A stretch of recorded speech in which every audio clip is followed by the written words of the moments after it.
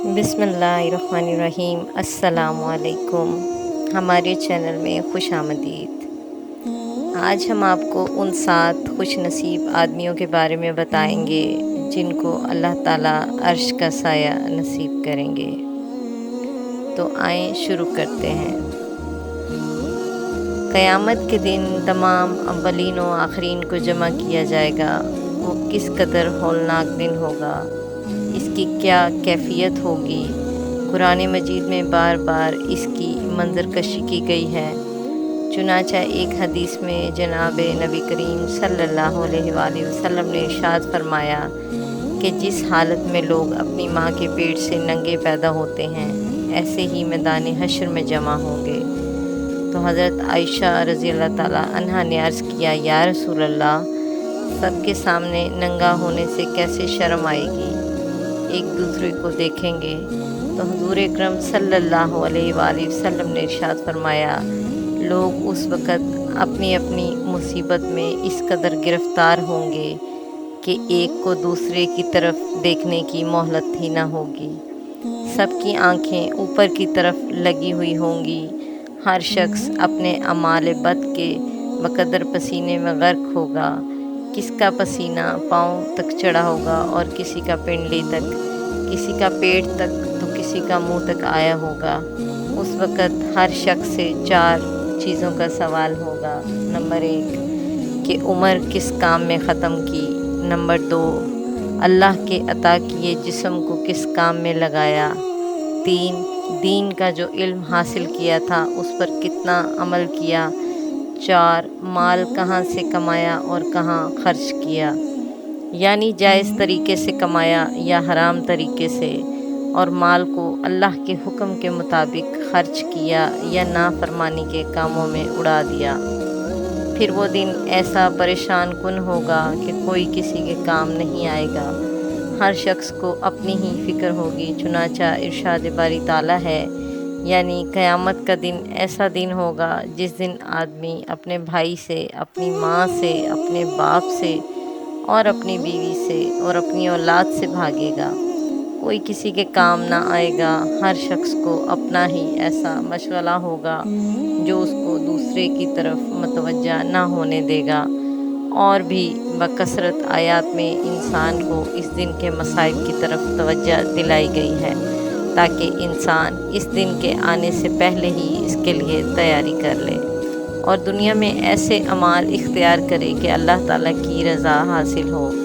اللہ تعالیٰ ان کی خطاؤں و قصور کو معاف فرمائے۔ جو لوگ تقویٰ و طہارت والی پاکیزہ زندگی گزارتے ہیں وہ قیامت کی سختی سے بھی محفوظ رہیں گے اور اللہ تعالیٰ ان کے ساتھ خاص کرم اعزاز کا معاملہ فرمائیں گے۔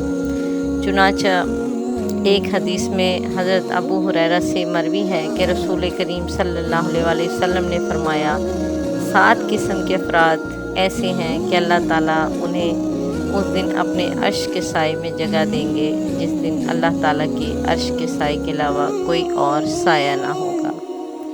نمبر 1 عادل بادشاہ، یعنی جس نے اپنی رعایا میں انصاف کے ساتھ حکومت کی ہو۔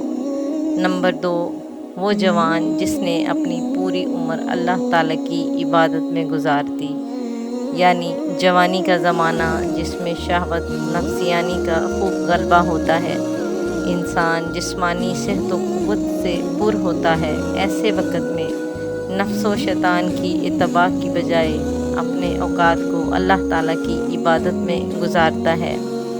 تیسرا وہ شخص جو مسجد سے دل لگائے رکھتا ہے، یعنی نمازوں کے اوقات کا خیال رکھتا ہے، دنیا کے کاموں میں مشغول ہو کر نماز سے غافل نہیں ہوتا بلکہ دنیا کے کاموں کو اس طرح پورا کرتا ہے کہ نمازوں کو وقت مسنون میں جماعت کے ساتھ ادا کرنے میں مشغول رہتا ہے۔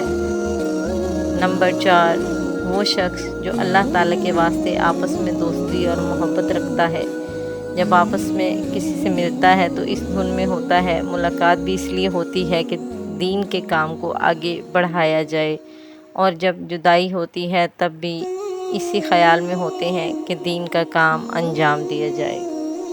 نمبر 5 پر وہ شخص ہے جس کا کوئی حسین و جمیل عورت بدکاری کے واسطے بلائے اور وہ یہ کہہ کر اس عورت کی طرف رخ نہ کرے کہ میں تو اپنے اللہ تعالیٰ سے ڈرتا ہوں، یعنی اللہ تعالیٰ کے خوف کی وجہ سے موقع ہوتے ہوئے برائی سے بچتا ہوں۔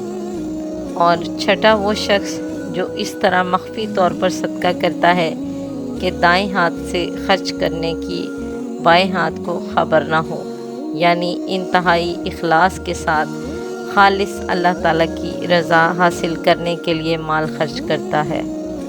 ریاد و نمود کا اس میں شائبہ بھی نہیں ہوتا۔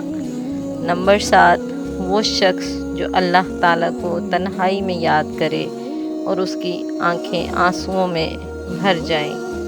تنہائی کی جگہ بیٹھتا ہے اور اللہ تعالیٰ کی بڑی عظمت اور ان کے انعامات و احسانات کو یاد کرتا ہے، اور جنت اور جہنم کو یاد کر کے روتا ہے، یا ذکر و تلاوت کے موقع پر روتا ہے، یا اپنے گناہوں کو یاد کر کے روتا ہے، اللہ تعالیٰ سے معافی مانگتا ہے۔ ان اعمال کے علاوہ کچھ اعمال پر بھی آپ صلی اللہ علیہ وآلہ وسلم نے عرش الہی کے نیچے جگہ ملنے کی خوشخبری دی ہے۔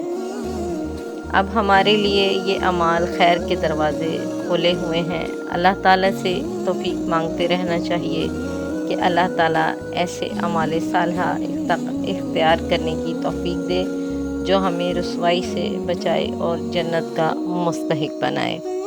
ویڈیو اچھی لگی تو ویڈیو کو لائک اور چینل کو سبسکرائب ضرور کیجیے گا۔ آئندہ ویڈیوز کے لیے چینل کو سبسکرائب کرنا نہ بھولیے گا۔ اللہ حافظ۔